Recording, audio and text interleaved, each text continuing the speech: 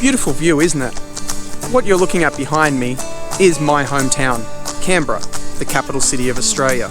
Now, if you look over yonder somewhere in the background there, you might catch a little glimpse of our CBD, the Central Business District. Or, as every signpost and, well, tour guide says, the city.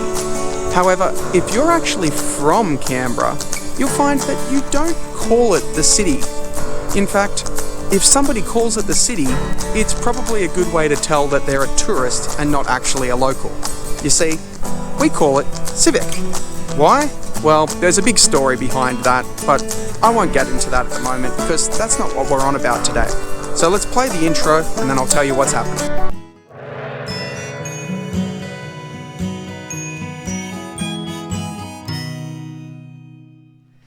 Alright, we're back inside again, and if you look behind me, you'll actually see a beautiful picture of the hometown, Canberra, that I live in here, and, well, right there is Civic. But we're not here to talk about Civic. In fact, WeCollab decided to put together a new collection for you, and it's being presented not all together, so you'll have to look across each person's channel to see their own version. But what we're doing at the moment, we're looking at regional dialect. So that means everything from like metaphors and sayings, slang, idioms and that kind of float around our areas. So as I've mentioned before, I live in Shenyang, and I'm gonna do my best to try tell you 5 of these common sayings that I've heard in Shenyang area. And I'm not the best at Mandarin, so I'm gonna try hard to not butcher these words. Feel free to tell me if I'm pronouncing them wrong in the comments below. And I'll just point out, I've decided not to go down the really rude line of things here. I'm trying to keep it like PG here. I could have gone with a lot of sayings that I've heard that are like, you know, double entendre style ones. So let's try avoid some of that stuff, and here we go, we'll go with the list. So, number 1, let's start with number 1. Have you ever been in one of those situations where you had to express something being a great amount, like very, very, very? Well, a saying, or at least a word that I've heard thrown around before is zai. So I put it here, zai. And that is kind of like saying very, but it's more in the kind of situation when you're like trying to express either to someone or to yourself or that, like, wow, very much so. So for example, like, you know, it was very spicy, or kind of like the same way that, you know, some of those young teens out there and that, when they see a real pretty lady walk past and they're like, damn! Well, that's like kind of the way you can use the word zai in the sense that it's very much so. So you could use it in agreeing with somebody, saying like, zai was spicy, or you can use it in an expression, like I said, just like, wow, spicy, like very spicy. So I like that one. Once again, zai. The next one I've got for you is actually a pretty good one for those couples or friends out there that have that one person that just likes to say stuff that doesn't really fit in. Like, you know, those kind of situations where you might be having a fight or something, and then somebody just says, oh, you should just kill yourself, or something like completely out of the top. It doesn't fit in with the situation. It's not useful. And you kind of just want to say to them something like, what you're saying is not constructive. What you're saying is not contributing to this situation. Well, if someone throws something like that out, what you want to say is, chưa done. So, chưa done. And that essentially means like you're talking useless nonsense. What you're saying is not contributing, it's not being part of the conversation, it's not benefiting anyone by saying it. So when someone says that kind of thing, when someone says like an offhanded comment, when someone's saying things in a situation that already is hopeless, but they're just adding more pain and suffering to the situation, you just throw out there like a chut done, like, enough with it. You're not helping. Stop it. Okay, so this next one is kind of an interesting one to throw out there because it can be kind of described as a feeling or a situation. So I guess a lot of the time when you look at, especially in Asian kind of like anime and mangas and stuff, they throw out the word in the English translation like cool, like that was cool, he was so cool, this was cool. And sometimes it can come across almost sarcastic when it's translated that way, because in English, sometimes when you say, oh, he's so cool, it's almost in a way like an insult. Whereas I believe it's more of a translation error, because it's quite common in Asian culture to use that kind of thing to say, he was the coolest guy in school, like he had the trends, he was the bee's knees, however you want to say it. And this word, the one that I'm about to pronounce, kind of can explain the situation around it too. So not necessarily saying it was cool, but the situation that unfolds from the act is cool. So the word is, and I hope I'm saying it correctly, is shang or shuang. And it's quite commonly used in a sense that, like, that's cool, like that's awesome, like wow. Kind of like that gobsmacked cool type thing. You know, kind of that feeling that they kind of give off in like the Coca-Cola commercials, where it's a really hot day and the guy's just downing like and it plays in the background, they're like, always Coca-Cola. Like that, in essence, is shuang. Like the essence of bringing that thirst quencher to the hot situation is what the word means.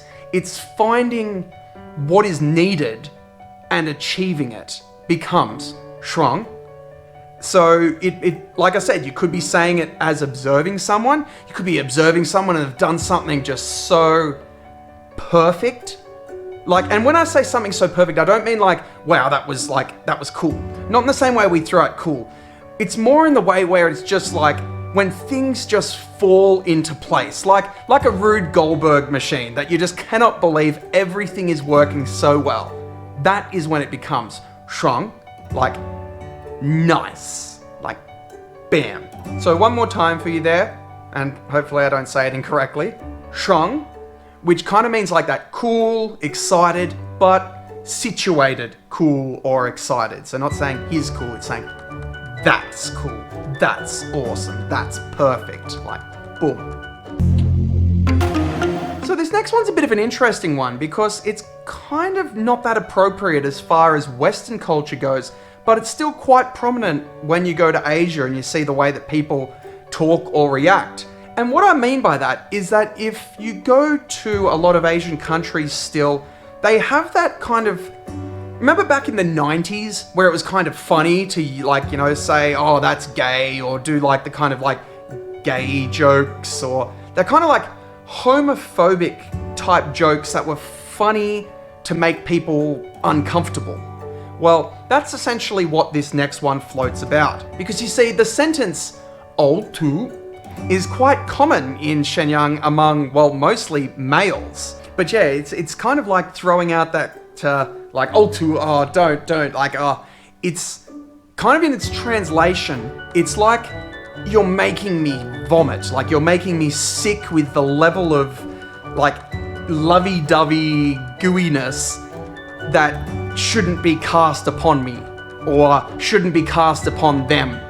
The same way, I guess, you kind of, when you see young people and you're like, get a room, like, ugh, get a room, like, that's making me sick to see. Except it's more cast in a way like, ugh, like, I'm uncomfortable, you're making me, like, sick. So yeah, once again, that one, Alton, oh, Alton, don't do that, oh, Alton, stop it. So this one is Jianbao. Jianbao, and it's essentially used in a situation that, much in my experience of China, is you're not involved in it, so steer clear of it. Like, for example, if somebody was fighting another person and you feel you need to step in and help, and maybe the person you're with is saying, Jianbao, like, don't get involved. It's not your problem. Don't associate with it. And as I said, this is a very common one because there is a lot of that kind of viewpoint in China, whether it be this person, don't associate because they can't help me, don't associate because what's the point? But also just in that thought process, like, don't get involved in something that's not your business because you have no idea if it's gonna flip around and backfire on you. Suddenly you go to help someone and then they're all fighting you. Like, suddenly you go to help someone, they're suing you. It could be a trick. It could be a way to ploy people in. It could be like, yeah, like, Jianbao, like, don't do that, because suddenly, especially as the only white foreigner, suddenly a white foreigner comes in. If you get involved in a fight, who knows how many other people are just going to jump in and think, this guy's in the wrong. It happens. So the saying, Jianbao, don't do it. Don't get involved. Stay out of it. You might have a little like honey on the side pulling you away. Jianbao, don't do it. Just keep going. Stay away from it. Stay away. So yeah, so that one more time. Jianbao is again, very relevant one for China in general.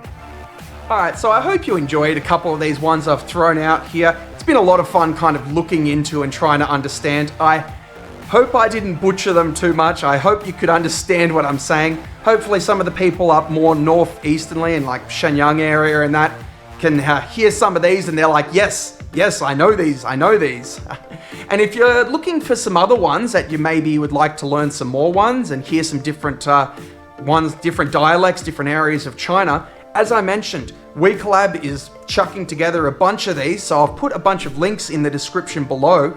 Go check out all these different ones on their channels. It'll be a whole lot of fun. And especially, I'd like to give a shout out to one of my fellow YouTubers here. I'd like to give a shout out to Expat Survival. Now, I've put a link, he's also in there, he's doing one of these videos as well. But he makes these kind of really interesting videos about China, not in the way that you're getting, well, my version's kind of like being silly and entertaining. You get other people doing these vlogs or walk around China.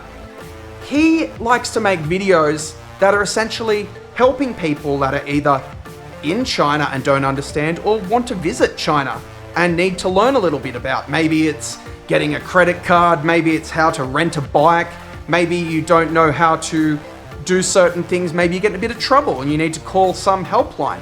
He makes a channel that mostly focuses around these kind of things in China, as it says, expat survival. So if you're trying to survive, you're trying to get on in China, make sure you go give his channel a look and hit that like, comment, subscribe. Do it to mine now. You know what? Look, I am going to give you 10 seconds. Like, go there. I'm just going to keep on blabbing on complete nonsense. I'm just fluffing up a little bit of time while you quickly just scroll down, hit that subscribe button, please. Like, you don't even have to view my content. You don't have to hit the notification bell. Just hit that subscribe button once. It's worth just checking in on me every now and again and seeing what I'm up to. I do like it when you hit that thumbs up button there too, because it's always good to see like, wow, hundreds of people watched your video. One person said they liked it.